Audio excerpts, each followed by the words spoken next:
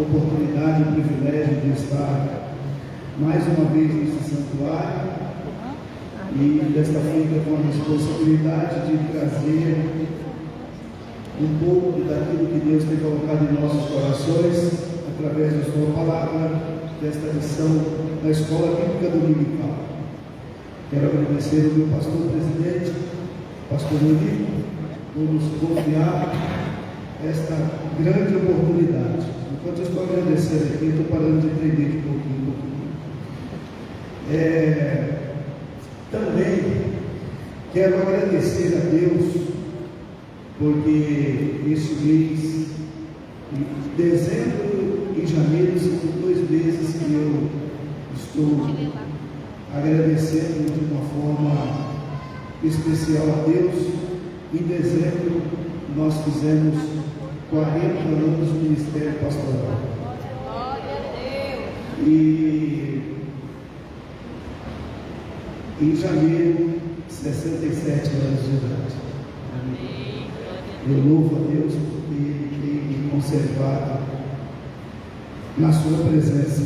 Nunca saí da presença do Senhor. Quando eu nasci, meu pai já era missionário.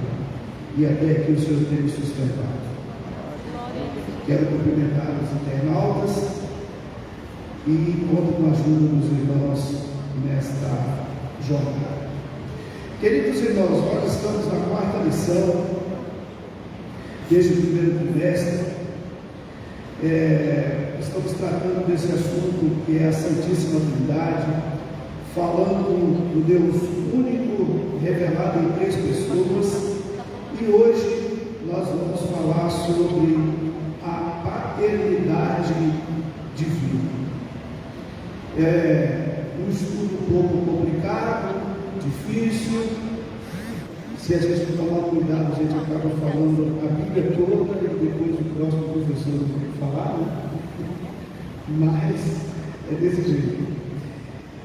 Louvo a Deus pela vida do pastor Gesiel, que nos antecedeu e abriu a nossa mente na escola passada, e nós aprendemos, e isso tem nos ajudado bastante. Muito bem. Textual: e vimos e testificamos que o Pai enviou o seu Filho para Salvador do mundo. 1 João capítulo 4, verso 14. Deixa eu agradecer que a minha esposa que me acompanha e que faz a nossa rede social. Muito obrigado, querida. Deus abençoe. Te amo.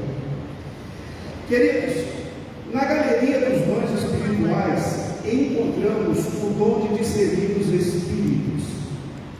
A assertiva Joanina tem a intenção de inocular em nossa mente que o testemunho é verdadeiro.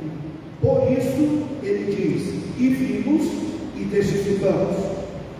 A dobradinha, vimos e testificamos, remete-nos à veracidade da execução do plano redentor. Nós andamos com Jesus, vimos o Senhor ressuscitado e fomos chamados por Ele. Isso é o que diz o nosso textual. Sem nenhum comprometimento de igualdade entre as 3 pessoas, o Pai envia o Filho, melhor dizendo, o Filho executa e o Espírito Santo aplica o milagre da redenção em todas as pessoas que aceitam o plano divino. Assim sendo, o apóstolo João reproduz o versículo do nosso textual da seguinte forma: amados, não creiais em todo o Espírito, mas provai se os Espíritos são de Deus, porque já muitos falsos profetas se têm levantado no mundo. Com esta palavra, nós concluímos que o testemunho do apóstolo João é verdadeiro. Esse é o comentário do nosso textual. A nossa verdade prática diz assim: a paternidade de Deus é revelada no envio do e na concessão do Espírito, confirmando nossa filiação e aperfeiçoando-nos em amor.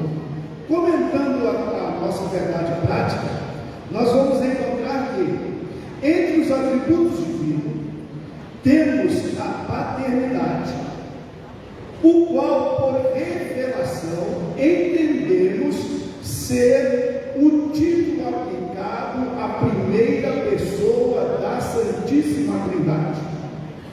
O estudo do Antigo Testamento nos traz a visão afirmativa de Deus, criando, sustentando, julgando, perdoando, curando, protegendo, guiando, corrigindo e tanto mais coisas que Ele queira fazer.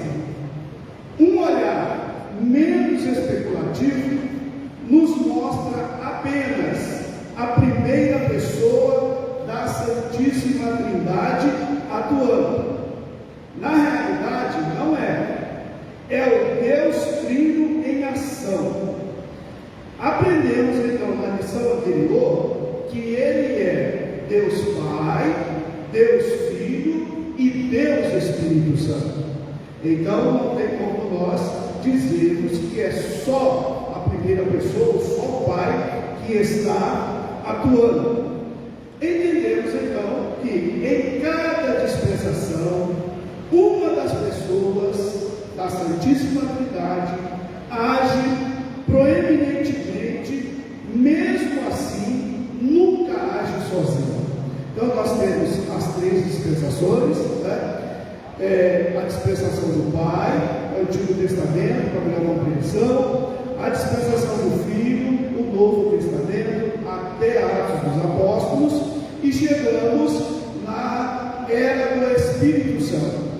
Não existe como nós, servos de Deus, dizer que só o Pai trabalhou no Antigo Testamento, só o Filho trabalhou de Mateus até Atos, e agora só o Espírito Santo. Porque no decorrer da missão, nós vamos entender que os três agem uniformemente. Então é Deus Pai, Deus Filho e Deus Espírito Santo.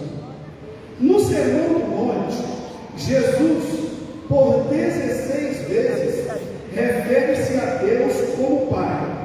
E os evangelhos sinóticos, Mateus, Marcos e Lucas, mais de 100 vezes.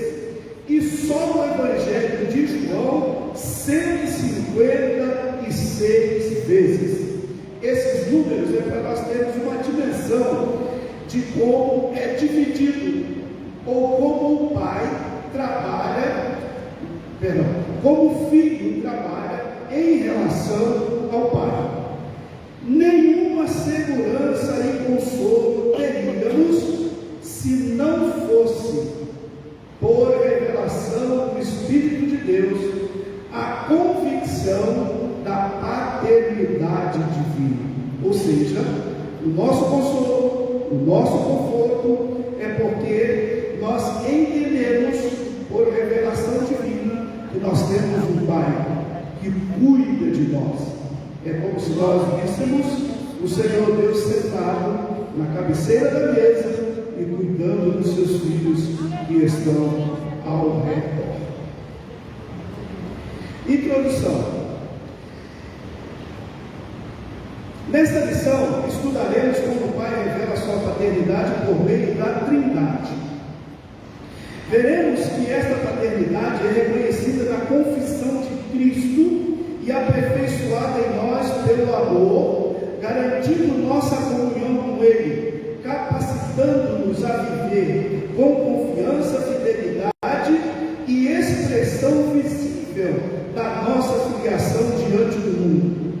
Tiago diz assim: toda boa dádiva e todo dom perfeito vem do alto, descendo do Pai das luzes, em quem não há mudança e nem sombra de variação. O apóstolo João deixa claro que o amor é a essência do Pai.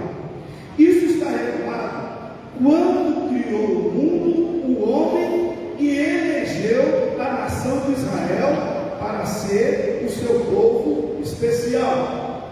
Porém, o clímax desta paternidade é o inexplicável amor de Deus no Calvário. Nós falamos do amor de Deus em todos os sentidos, estamos rodeados do amor de Deus, porém, o ponto mais alto, culminante, é o Calvário.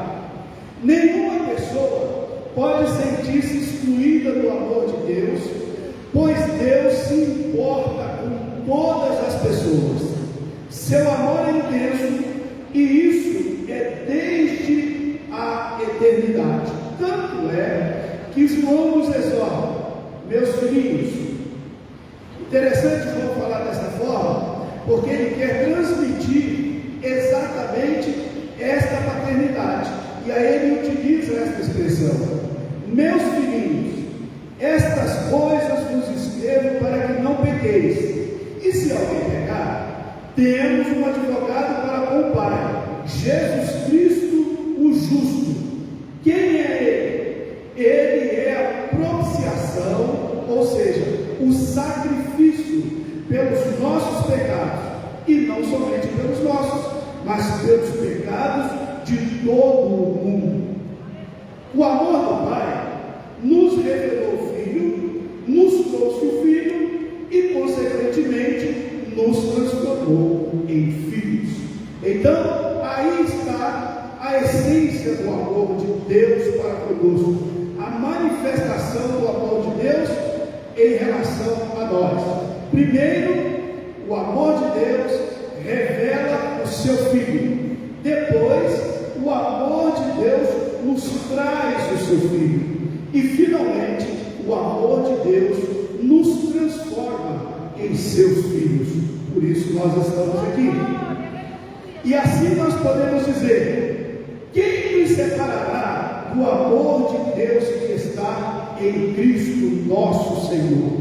Porque não somos nós que escolhemos amar a Deus, foi Ele quem escolheu nos amar. Sendo assim, nós também não temos resposta para essa pergunta, e foi a pergunta que Paulo fez: quem nos separará do amor de Deus? Só Ele, se Ele quiser. Mas como Ele fez um sacrifício em nosso favor, qual é a resposta que nós temos?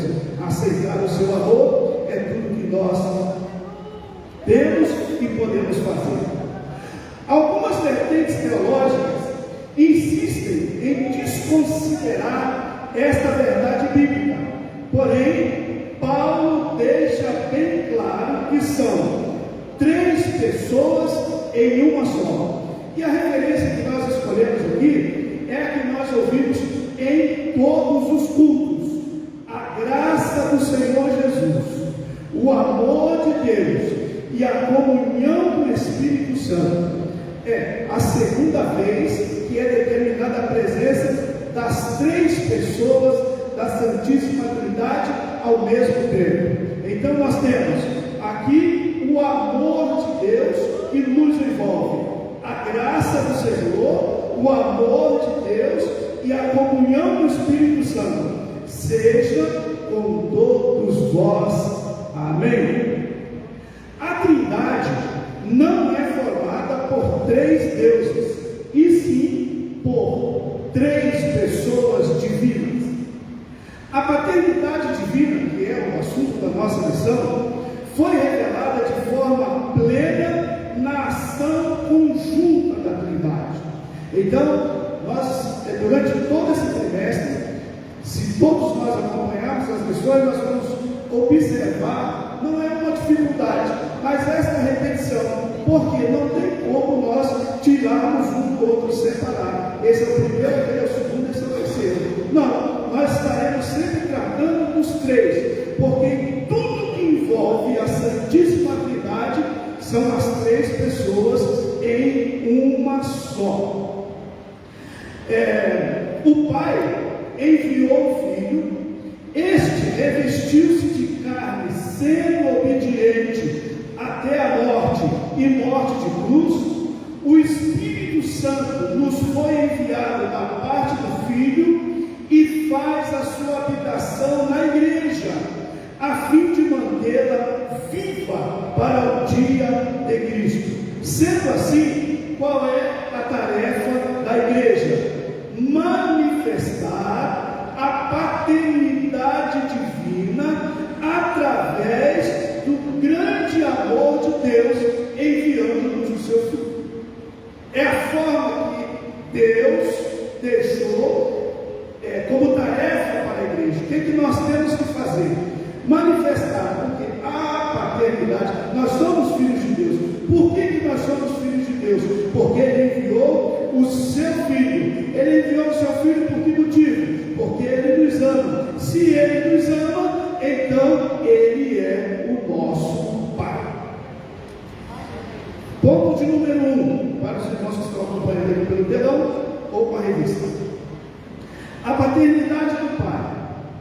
Definição de paternidade, da paternidade do Pai. A paternidade é atributo da primeira pessoa da Trindade, que opera por meio do Filho e do Espírito Santo.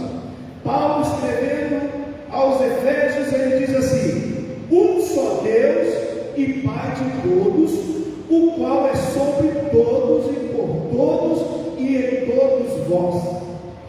Então, o Pai é a fonte de tudo. Ele é soberano, Ele é o princípio sem princípio, Ele não é gerado, mas é aquele que gera o Filho, de quem junto com o Filho procede o Espírito Santo. Entender a paternidade divina é uma fonte de consolo. Podemos confiar no cuidado do Pai, pois Ele é o originador de toda boa dádiva. Quando Paulo define um só Deus e Pai de todos, o qual é sobre todos e por todos em todos, nada tem a ver com o ensino herege do subordinacionismo. Existem algumas heresias que querem imputar no nosso entendimento que o Pai é superior, depois vem o Filho e depois vem o Espírito Santo. Isso é uma heresia, é uma doutrina falsa, porque os três, eles são o mesmo. Então, quando alguém quer trazer para nós o pensamento de que Jesus é um Deus de segunda classe, né? E eles trazem isso baseado em texto sagrado. Eu gosto de dizer o seguinte: nós, servos de Deus, precisamos ter esse carinho, essa vontade de conhecer a palavra de Deus, porque todas as heresias, elas se fundamentam nas Escrituras, mas existe uma máxima na teologia que texto sem contexto serve para pretexto. Então, o que eles fazem? Usam um texto sem o contexto para fazer um pretexto e assim tentar roubar a nossa fé. Onde eles apoiam? Mateus capítulo 24, Jesus diz assim: porém naquele dia ele ora, ninguém sabe, nem os anjos dos céus, nem o Filho, mas unicamente meu Pai. E João 14 está escrito: ouviste o que eu vos disse, eu vou e venho para vós. Se me amasseis, certamente exultaríeis por ter dito: eu vou para o Pai, porque o Pai é maior do que eu. Então nós temos aqui dois versículos onde os hereges se apoiam para tentar tirar de nós a convicção de que os três, Pai, Filho e Espírito Santo, são um. Mas esta heresia não passa no crivo da Bíblia, porque o apóstolo João, com clareza, define a identidade do Filho. Ele diz assim: no princípio era o Verbo, e o Verbo estava com Deus, e o Verbo era Deus. E depois João ratifica da seguinte forma: e agora glorifica-me tu, ó Pai, junto de ti mesmo, com aquela glória que tinha contigo que o mundo existisse. Então, se nós fizermos um exame simples, né, na palavra de Deus, a heresia não passa no crivo da Bíblia. Por que não passa? Porque capítulo 1 de João já nos deixa claro, no princípio, e este princípio não é o capítulo 1 de Gênesis, não, este princípio é a eternidade. Então, no princípio, Jesus já existia, e a oração de Jesus é a oração que ele diz assim: glorifica-me, Pai, com aquela glória que tinha antes que o mundo existisse. Jesus está se referindo a Gênesis capítulo 1 e o verso 1, porque lá está dizendo assim: no princípio criou Deus o céu e a terra. Então, a partir daí é mundo, mas a eternidade é antes do mundo, e Jesus é de eternidade em eternidade. Jesus não se tornou filho de Deus ao encarnar-se, pois está escrito: porque Deus amou o mundo de tal maneira que deu seu Filho unigênito, para que todo aquele que nele crê não pereça, mas tenha a vida eterna. Os hereges querem dizer para nós que Jesus se tornou Filho de Deus no seu nascimento de Maria, mas a Bíblia diz que Jesus não é o primeiro filho, ele é o único Filho de Deus. Glória a Deus. Eu estou correndo um pouquinho para a gente aproveitar aqui o máximo, né? A paternidade eterna do Pai. A paternidade de Deus não tem início no tempo, não existe uma contagem de tempo para que se possa dizer quando começou a paternidade de Deus, porque Ele é eterno. Deus é Pai desde a eternidade. Na oração sacerdotal, Jesus disse, e aí eu vou repetir o versículo que eu li anteriormente: glorifica-me tu, ó Pai, junto de ti mesmo, com aquela glória que tinha antes que o mundo existisse. Esse texto ensina que o relacionamento entre o Pai e o Filho é anterior à criação, revelando que a identidade de Deus como Pai é eterna. Foi o próprio Deus quem declarou que Jesus é o seu Filho, e isso ele fez duas vezes. Primeiro, no batismo. Lá o texto sagrado de Mateus diz: eis que uma voz dos céus dizia: este é o meu Filho amado, em quem me comprazo. Era Deus testificando que Jesus, ou melhor, declarando que Jesus era o seu Filho, é o seu Filho. E na transfiguração, diz lá, Mateus capítulo 17: e estando ele ainda a falar, eis que uma nuvem luminosa os cobriu, e da nuvem saiu uma voz que dizia: este é o meu Filho amado, em quem me comprazo, escutai. Então não tem dúvida de que o Senhor Jesus Cristo é o Filho de Deus, não porque nasceu de Maria, mas porque Ele é desde a eternidade.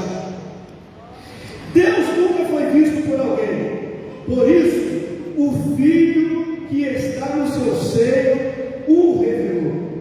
Quando afirmamos que o Filho unigênito é igual ao Pai, nós falamos da sua essência e da sua substância, e não que ele seja, e não que seja a mesma pessoa. O Filho declarou: eu saí do Pai.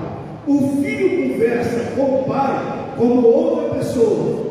Paulo, ensinando na região da Galácia, disse: mas vindo a plenitude dos tempos, Deus enviou seu Filho, nascido de mulher, nascido sob a lei, para remir os que estavam debaixo da lei, a fim de recebermos a adoção de filhos. E assim é que Jesus sempre foi o Filho de Deus, enviado pelo Pai na plenitude dos tempos. Então, queridos, nós não temos Jesus como mesmo Deus, da mesma essência, da mesma substância, de eternidade, com todos os atributos que o Pai tem. O que nós estamos estudando é para que nós possamos compreender a ação do Pai, a ação do Filho e a ação do Espírito Santo no plano da redenção. É isso que nós estamos estudando e aprendendo. O Pai gerou o Filho. A geração do Filho não implica criação. Ele sempre existiu com o Pai com a mesma essência, porque o Pai tem a vida em si mesmo. Assim deu também ao Filho ter a vida em si mesmo. Observe que nós temos nesse versículo uma distribuição uniforme da vida. O Pai tem e deu. Então o Pai e o Filho têm a mesma vida e a mesma essência. Significa que o Pai não recebeu vida de ninguém, porque Ele, Deus, é autoexistente. O Filho gerado pelo Pai também é autoexistente. Implica dizer que o Filho não foi criado, mas o Filho foi gerado eternamente. O Filho, assim como o Pai, possui vida em si mesmo, isto é, compartilha da mesma natureza divina. Então nós não temos como dividir a natureza de Deus e a natureza do Filho. E quando chega lá mais à frente, a natureza do Espírito Santo também. Então vejam bem, as naturezas são as mesmas, as características são as mesmas, a essência é a mesma. Todo o poder que um tem, o outro tem, porque eles são três em um. Assim também, Cristo não se glorificou a si mesmo para se fazer sumo sacerdote, mas glorificou aquele que lhe disse: Tu és meu filho, hoje te gerei. Na verdade, apenas aqui, esse texto de Hebreus capítulo 5 não é nada mais nada menos do que uma repetição do Salmo de número 2. E então, vamos rapidamente entender um pouquinho a verbalização dessa expressão. Conforme a singularidade bíblica, não existe nenhuma explicação adicional, está dito. E é bom a gente entender que a Bíblia, a palavra de Deus, não tem, em momento nenhum, nós vamos encontrar ela querendo provar a existência do Pai, querendo provar a existência do Filho, querendo, a Bíblia não faz isso. A Bíblia diz: Deus existe, e ponto final. Se eu aceitar que Ele existe, Ele é Deus. Se eu aceitar que Ele é Pai, Ele continua sendo Deus. Se eu não aceitar, Ele continua sendo Deus, porque a Bíblia não quer me provar que Deus existe. A Bíblia está me dizendo que Deus existe e encerrou o assunto. E como é que nós recebemos esta revelação? Através da revelação do Espírito Santo. E isso nós veremos mais à frente. Mas reconhecemos que gerar aqui não tem nada a ver com a criação do Deus Filho. Por quê? Porque Ele é autoexistente. Então, a profecia salmódica diz assim: recitarei o decreto. O Senhor me disse: Tu és meu filho, eu hoje te gerei. Pede-me, e eu te darei as nações por herança e os fins da terra por tua possessão. Significa dizer que o verbo gerar aqui tem a ver com a escolha do Filho de Deus como rei para a posição de domínio e de governo. Então não vamos confundir esta geração ou até entender que Deus gerou, como a gente entende a geração de uma criança, um filho. Não,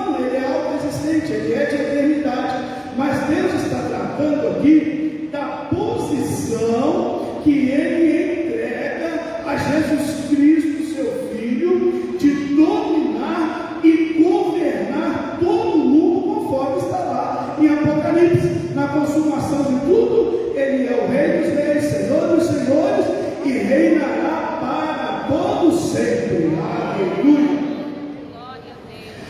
Poderíamos conceber desta forma.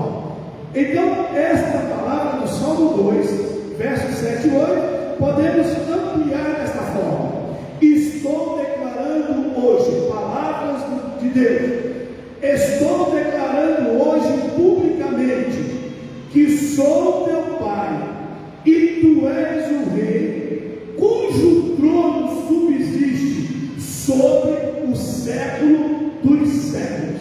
O que Deus está fazendo aqui? Está dizendo: eu sou Pai, na função, e a você, desde a fundação dos séculos, ou desde a eternidade, o teu trono. Então, Jesus não vai ser o Rei por excelência a partir de quando, depois da grande tribulação. Não, Ele já é por excelência o Rei dos Reis, porque Ele já é o Rei de eternidade e eternidade.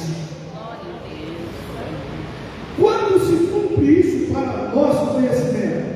Tudo isso se cumpriu na ressurreição, onde a palavra gerar, ela tem o sinônimo de exaltação. Não existe dúvida de que Pai e Filho são autoexistentes, relacionando-se mutuamente. Isso reafirma que o Filho não foi criado, Ele é igual ao Pai, igualmente eterno e igualmente Deus. Para a eternidade, Deus já é. A manifestação a nós desta eternidade, deste senhorio, se deu quando o Senhor Jesus Cristo ressuscita. A vitória da igreja, nossa vitória, não está na morte de Jesus. Não, a vitória da igreja está na ressurreição. Porque quando Ele ressuscita, Ele declara, Jesus declara para nós, que Ele é o dono de todas as coisas. Ou seja, até sobre a morte, Ele é o Senhor. Aleluia, glória a Deus. O Pai nos concede o Espírito Santo, ponto de número 4. O Espírito Santo também tem sua origem no Pai, mas de modo distinto. Ele procede do Pai e é enviado pelo Filho.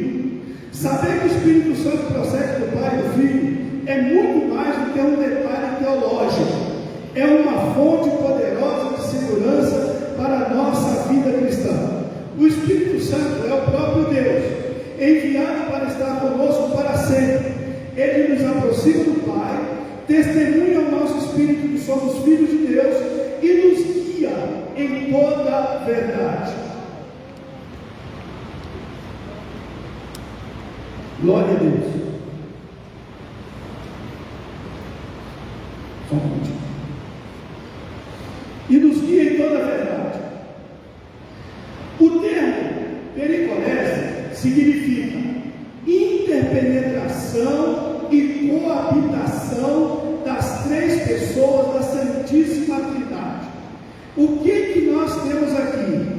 A descrição da intimidade e reciprocidade entre as pessoas da Santíssima Trindade.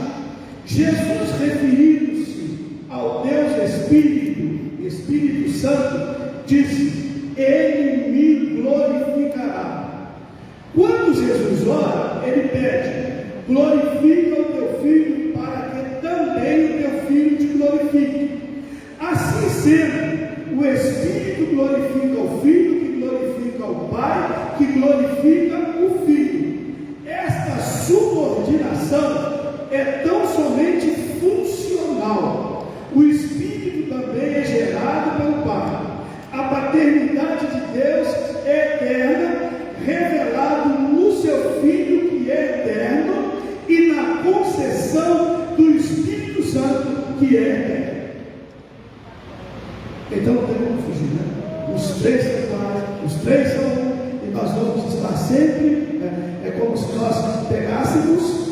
sei se os irmãos vão entender, pegássemos Deus Pai, Deus Filho, e Deus Filho e Deus Espírito Santo, colocássemos no copo do liquidificador, batesse tudo, e quando puxasse, saía Deus Pai, Deus Filho, Deus Espírito Santo. É isso que o texto está nos revelando.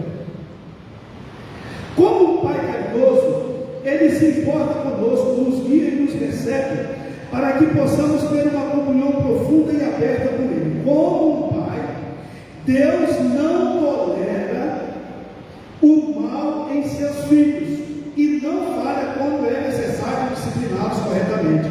Isso aqui é muito interessante, porque na função de Pai, Deus não tem tolerância. Ele precisa de corrigir, Ele corrige. Fazer qualquer coisa menos que isso não seria bom para nós. Deus se opõe ao pecado e aquilo que o pecado pode fazer contra os seus filhos. Como um Pai celestial, Ele pode castigar assim como abençoar, reter assim como dar, agir tanto com justiça como com misericórdia. A maneira como Ele responde os seus filhos depende da fé deles e da obediência que demonstram a Ele.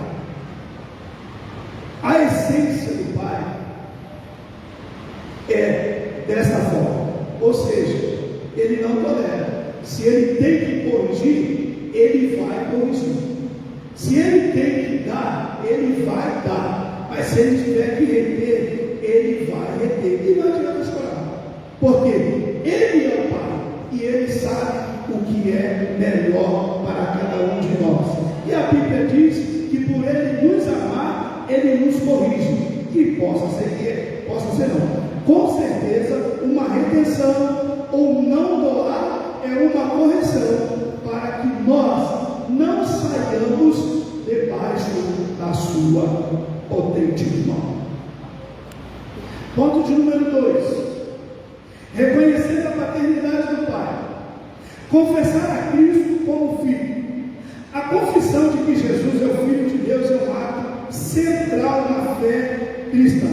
Qualquer que confessar que Jesus é o Filho de Deus está nele e ele em Deus. Reconhecer a filiação divina de Cristo é mais do que uma afirmação privada. É uma declaração pública de fé e sinaliza que Deus habita no coração do crente. Essa capacidade não nasce da carne nem da persuasão humana, mas da ação sobrenatural do Espírito Santo. Reconhecer Jesus como Filho de Deus é a única forma legítima de acesso ao Pai. Negar o Filho é, por consequência, negar o acesso ao Pai. Que cada crente possa, com o coração cheio de fé e gratidão, proclamar com ousadia: Senhor Deus e Deus meu. O cristão, ao mesmo tempo que reconhece esta paternidade, tem o privilégio de experimentar. Esse reconhecimento não se dá por herança religiosa, por mérito humano ou qualquer outro sentimento subjetivo. Se dá pela fé em Cristo Jesus, declarando publicamente seu reconhecimento com a vida e o testemunho, reconhecendo sua filiação eterna, sua plena divindade e sua obra redentora. Quando o indivíduo está em Deus e Deus está nele, esta confissão envolve o coração e a boca. Então, queridos, o cristão, aquele que está em Cristo Jesus, ele declara e reconhece que o Senhor Jesus Cristo é seu Senhor e ao mesmo tempo é o seu Deus. Foi isso que Paulo disse: se com a tua boca confessares ao Senhor Jesus e em teu coração creres que Deus o ressuscitou dos mortos, serás salvo, visto que com o coração se crê para a justiça e com a boca se faz confissão para a salvação. Nós temos aqui apenas dois elementos para nós testemunharmos da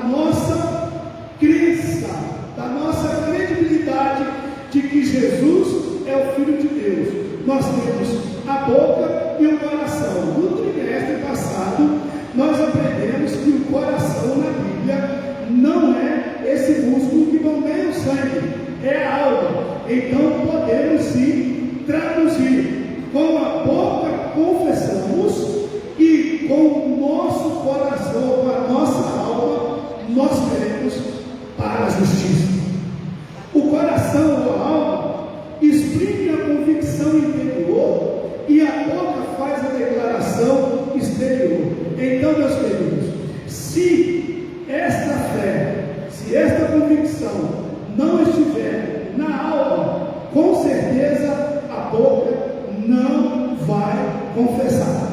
Precisa que a alma esteja impregnada desta confiança, desta realidade, para que a boca, a gente fala isso, né?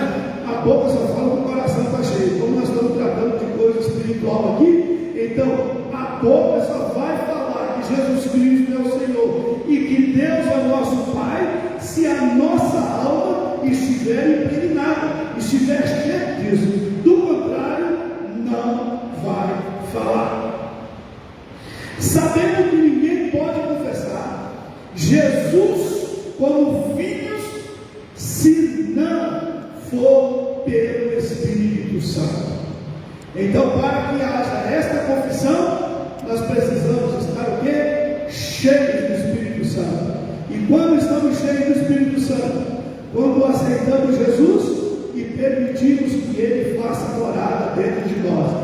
Eu não estou falando de batismo do Espírito Santo, eu estou falando de ser cheio do Espírito Santo. Uma vez que o pecado sai, que as coisas deste mundo saem, então quem toma lugar dentro de nós é o Espírito Santo. Porque enquanto tiver uma sujeira, o Espírito Santo não toma conta. Então, libertos do mal, o Espírito Santo toma conta. Cheio do Espírito Santo, confessamos então que o Senhor Jesus Cristo é o nosso Senhor e que Deus é o nosso Pai. A perfeição do amor do Pai. O amor faz parte da natureza do Pai. E nós conhecemos e cremos no amor que Deus tem. Deus é amor e quem está em amor está em Deus e Deus nele. O amor do Pai é sacrificial, demonstrado ao enviar seu Filho. Esse amor nos adotou, fomos aceitos por Ele com todos os direitos de filho legítimo. Esse amor é inquebrável. Nenhum poder ou circunstância poderá nos separar desse amor. Esse amor é pessoal, não é apenas geral, mas é individual, voltado para cada filho que crê. Assim, o amor do Pai é a fonte da nossa vida, da nossa salvação, ou melhor, nossa salvação brota da abundância do seu amor. Foi o amor do Pai que nos buscou, nos salvou e nos guardará até o fim. Então, estamos aqui porque fomos buscados. Fomos buscados por quê? Pelo amor do Pai. Ele foi lá e nos buscou. A gente não queria. Mas Ele também nem perguntou se a gente queria ou não. Ele quis nos amar, né, pastor? Ele quis nos amar. Foi lá, Melquisedeque, eu nem merecia. Ele nem me perguntou, mas disse: eu quero te amar. E tudo que eu tive que fazer, aceitar o amor de Deus. O amor de Deus não é uma ação ocasional, faz parte da sua natureza divina e se revela de forma objetiva. João declarou: Deus é amor. Ele não disse que Deus parece ser amor, que Deus vai ser amor. Não, ele simplesmente disse assim: Deus é amor.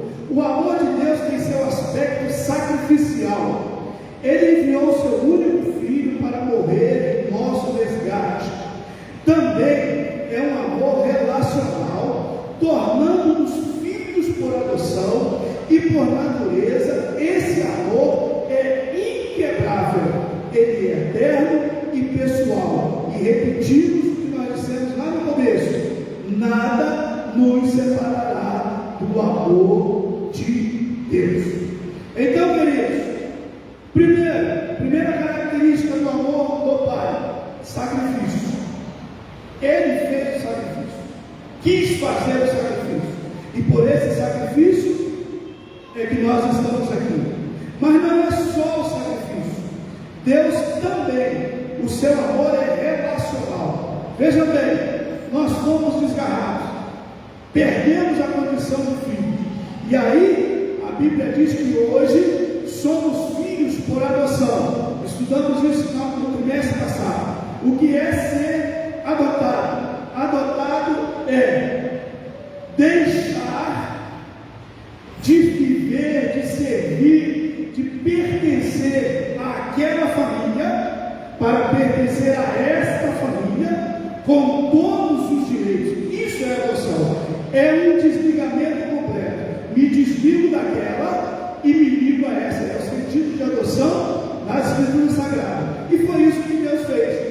Nos desligou do pecado através do sangue do seu Filho Jesus Cristo, e nos ligou a Ele, e agora nós somos filhos dele por adoção. As bênçãos da filiação divina. As Escrituras afirmam que o amor de Deus lança fora todo o temor, especialmente o medo do juízo.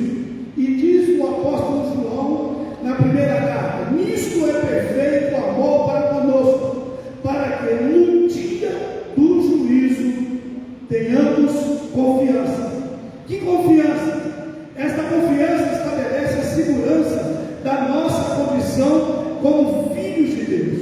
O crente não é mais escravo ameaçado pelo castigo eterno, mas um filho livre, amado e aceito em Cristo. Isso não significa que o crente não possa perder a salvação, mas sim que o Espírito Santo habitando em nós testemunha nossa filiação, extinguindo o medo da condenação.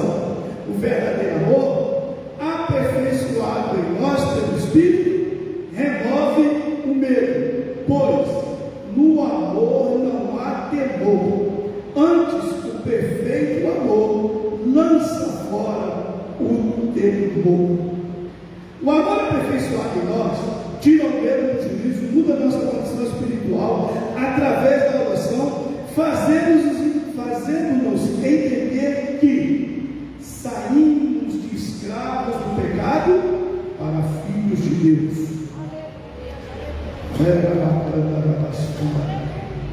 Aleluia. Deixamos o medo e alcançamos confiança.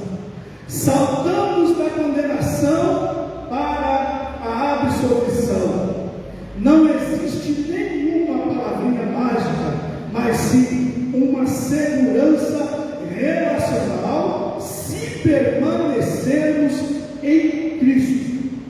As bênçãos da filiação divina consistem em filhos seguros, confiantes e guiados pelo Espírito.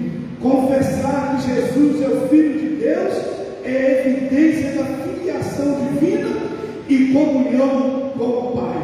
Possa ser que alguém nos ignore, possa ser que alguém ache até que nós estamos querendo ser mais, mas a confiança que nós temos pelo Espírito Santo nos permite dizer alto e bom som: somos filhos de Deus.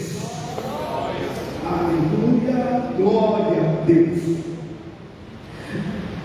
Ponto de número 3: a experiência do amor do Pai. O amor aperfeiçoado no crente. O aperfeiçoamento do amor em nós é obra do Espírito. Guardar a palavra é o meio pelo qual o amor divino é amadurecido. João escreveu: mas qualquer que guarda a sua palavra, o amor de Deus está nele verdadeiramente aperfeiçoado. Nisto conhecemos que estamos nele. Eu me lembrei aqui e vou aproveitar. Estávamos aqui num culto, se não me falha a memória, de membros, quando o nosso pastor Eurico disse: irmãos, venham para ouvir a palavra de Deus. Eu me lembrei dessa expressão porque a única coisa